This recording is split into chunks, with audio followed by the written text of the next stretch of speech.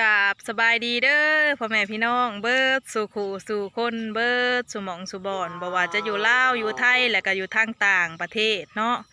ก็ยินดีต้อนรับเข้าสู่ช่องคอมมี่ลูกชาวนาคือเก่าคือเดิมพ่อแม่พี่น้องถือว่ามื้อนี้ทางบ้านน้องซิโนเฮาก็มีข่าวดีเข้ามาอีกแล้วพ่อแม่พี่น้องเอ้ยข่าวดีที่ว่านั่นก็คือมีลูกหลานเนาะลูกในบ้านว่าในสวนเฮานี่ล่ะเพิ่นได้ไปทำงานอยู่ทางประเทศไทยเนาะแล้วก็ได้เห็นคลิปวิดีโอที่แม่คอมได้แชร์ลงไปใน Facebook แล้วก็ใน YouTube เนาะพี่น้องซึ่งคลิปดังกล่าวนะก็เป็นคลิปที่ยาคู่เนาะหรือว่าครูบาทางวัดว่าศาสนาเฮานี่ละเพิ่นได้ขอแผ่ปัจจุปัจจัยนำออกต้นญาติโยมเพื่อจะนำปัจจุปัจจัยดังกล่าวหันมาสมทบทุนก่อสร้างศาลาโฮงธรรมหรือว่าสร้างหอแจกนั่นเองเนาะพี่น้องแล้วก็มีทางลูกหลานบ้านเฮาเพิ่นก็ได้ร่วมทำบุญพี่น้องคือทางแม่นั่นแม่นงเนาะพร้อมด้วยทีมงานของเพิ่นเนาะบ้านนวะกับแม่นั่นแม่นงเพิ่นก็เป็นไผ่บ้านน้องซิโน่เนี่ยแหละเนาะแต่ว่าบ้านแท้ๆเพิ่นอยู่บ้านนวะเพิ่นก็ได้แผ่ปัจจุปัจจัยแล้วก็รวบรวมเงินได้จำนวนหนึ่งเนาะพี่น้องแล้วก็ได้มาซื้อปูนสิมาถวายให้กับวัดบ้านเฮาเนาะเพื่อสร้างหอแจกหรือว่าศาลาโฮงธรรมนั่นเองและแม่คอมเองก็จะได้พาพี่น้องเบิดสุขุสุคนลงไปเบิ่งไปชมน้ำกันเนาะเกี่ยวกับปูนที่เพิ่นจะมาถวายแล้วก็ไปเบิ่งสถานที่การก่อสร้างหอแจกบ้านเฮาเนาะบ้านเฮาก็คือบ้านอันนี้ละพี่น้องบ้านน้องซิโนเมืองไซบุทองแขวงสวรรณเขตเนาะแล้วก็เฮาก็สีไปเบิ่งไปชมน้ำกันว่าจำนวนเจ้าภาพเจ้าศรัทธาที่เพิ่นรวบรวมมาได้มีจำนวนเงินเท่าใดเนาะแล้วก็ซื้อปูนมาได้เป็นจำนวนเท่าใดพี่น้องไปหาไปชมน้ำกันเลยโอเคพ่อแม่พี่น้องตอนนี้ทางแม่คอมก็ได้ลงมาฮอดวัดบ้านน้องซิโนเลยเนาะพี่น้องทางเจ้าของห้านขายปูนเพิ่นก็ได้นำปูนที่ทางแม่ออกแม่นงแม่นั่นเนาะเพิ่นได้พร้อมด้วยทีมงานเพิ่นได้ซื้อมาถวายหันมาส่งแล้วพี่น้องเอ้ยตอนนี้ซึ่งก็มีจำนวนปูนเขียวเนาะทั้งเบิดนี่มีอยู่74กระสอบพี่น้องแล้วก็มูลค่าของปูนนี่ก็รวมเป็นเงินอยู่ 6,660 บาทแล้วก็มีทางน้ำหวานอีกเนาะจำนวน4แพ็คก็เป็นจำนวนเงินอยู่400 บาทแล้วก็มีน้ำก้อนอีก14กิโลเป็นจำนวนเงินอยู่40 บาทรวมมูลค่าทั้งเบิดเนาะพี่น้องที่ทีมงานของแม่ออกวันหรือว่าแม่ออกแม่นงแม่นั่นเพิ่นมาห่วมเป็นเจ้าภาพเจ้าศรัทธานี่ก็เป็นจำนวนเงินอยู่ 7,100 บาทพี่น้องก็ขออุปโมทนาสาธุบุญนำทีมงานแม่ออกวันหรือว่าแม่ออกแม่นงแม่นั่นเนาะทางบ้านนวะแต่ว่าเพิ่นไปทำงานอยู่ทางกรุงเทพมหานครเนาะก็ขอให้เพิ่นอยู่ดีมีแห้งความเจ็บจะได้ความไข่ยามีให้มีสุขภาพแข็งแรงเบิดทุกขู่ทุกคนเนาะ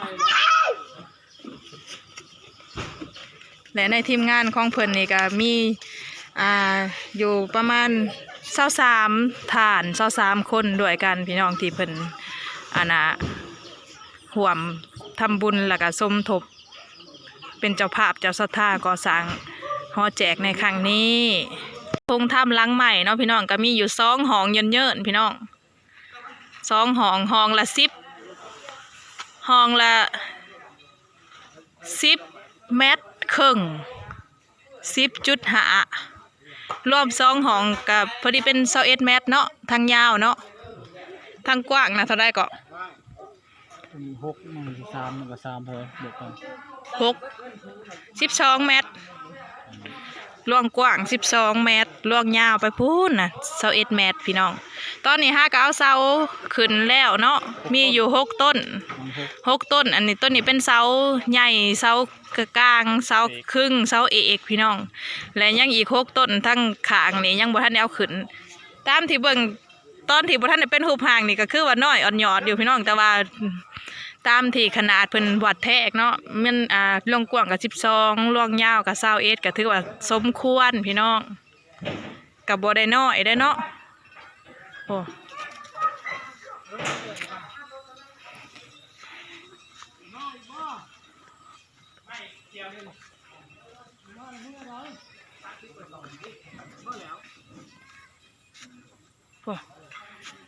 สมควรพี่น้องล่วงสูงกับพูนแงนจนอันพุ่นล่ะพี่น้องหมวกตกออกแต่หัวพุ่นล่ะเนาะ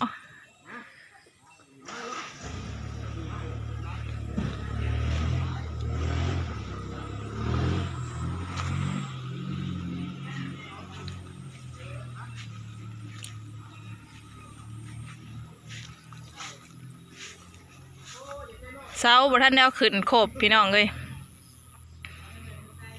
หาก็เอาขึ้นแต่แล้วกลางเนาะแล้วขอกนี่2 ขอบขางยังบ่ทันเอาขึ้น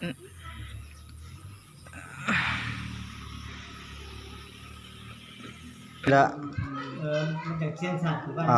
ต่อไปก็เป็นการหับพรญาติโยมยะทาวริวหาปุราปริปุเรนติสาคลังเอวเมวะอิโตทินังเปตนังอุปกัมปติอิจิตังปจิตังตุมหังกิปเมวะสเมนสันตุสัพเพปุเรนตุสังกปาจันโทปนาราโสยะธามณิโสติรโสยะธา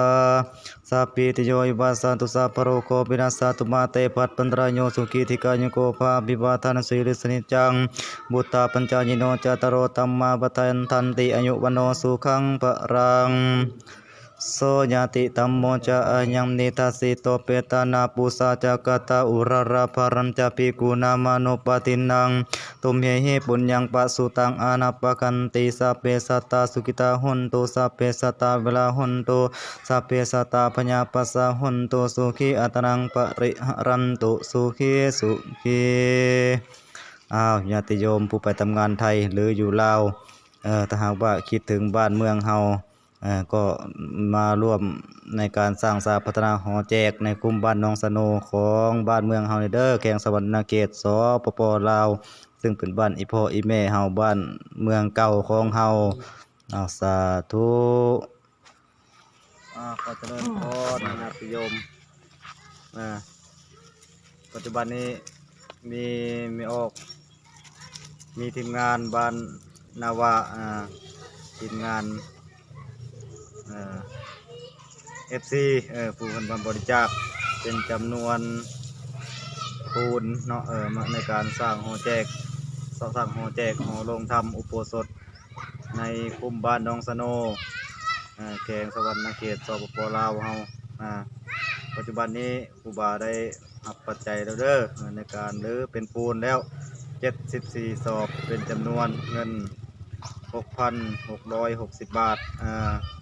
พร้อมด้วยทีมงานบ้านนาวามีรายชื่อดังกล่าวไปนี้ซึ่งเป็นตัวแทนเนาะออกสื่อหน้ามีไม่ออกนงไม่ออกนั่นพร้อมด้วยทีมงานบ้านหนองว่าผู้มาบริจาคปูนถวายปูนในการสร้างสาพัฒนาหอแจกหอโรงธรรมอุโบสถในบ้านคุ้มหนองสโนแขวงสะหวรรณเขตสปป.ลาวเฮาเป็นจำนวนปูน74 กระสอบหรือเป็นจำนวนเงินปัจจัยมีอยู่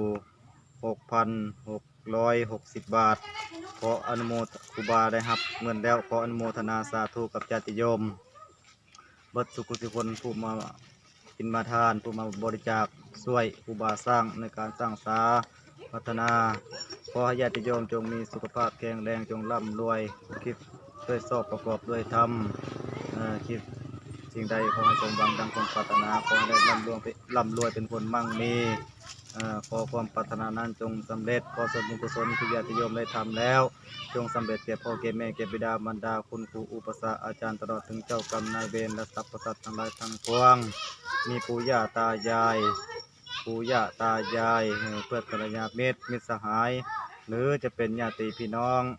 บุตรีและบุตราพ่อเมียภรรยาตั้งแต่อดีตชาติก็ดีปัจจุบันชาติก็ดีขอส่วนบุญกุศลนี้จงย้อนมาหาญาติโยมทุกคนผู้มาบริจาคในวันนี้เป็นเจ้าภาพบุญในวันนี้หรือจะไปทำงานอยู่ไทยก็ดี หรือจะทำงานอยู่ลาวก็ดีขอให้ญาติโยมจงเป็นเศรษฐีร่ำรวยมั่งมีแต่เงินทองไหลมาเทมาขอให้มีจิตศรัทธาในเรื่องใสในพุทธศาสนาขอญาติโยมวัดสุคนมาช่วยในการสร้างในเด้อและก่อนอื่นปัจจุบันนี้กำลังเริ่มสร้างเนาะซึ่งหอแจกกำลังเริ่มตั้งเสาเป็นจำนวน12ต้นความยาว21เมตรเป็นความกว้าง14เมตรปัจจุบันนี้ซึ่งยังขาดปัจจัยหลายอยู่ญาติโยมถ้าหากว่าบุคคลใดไปทำงานไทยหรือลาวอยู่ณสถานใดก็ดีถ้าหากว่าคิดฮอดบ้านเมืองเฮาบ้านพ่อบ้านแม่ของเฮาบ้านเกิดเมืองนอนของเฮาขอญาติโยมจงร่วมแรงร่วมใจเป็นหนึ่งใจเดียวกันมาช่วยครูบาสร้างบ้านเมืองพัฒนาของเฮาเด้อญาติโยมเปิดทุกคนขอเจริญพรร่ำรวยสาธุ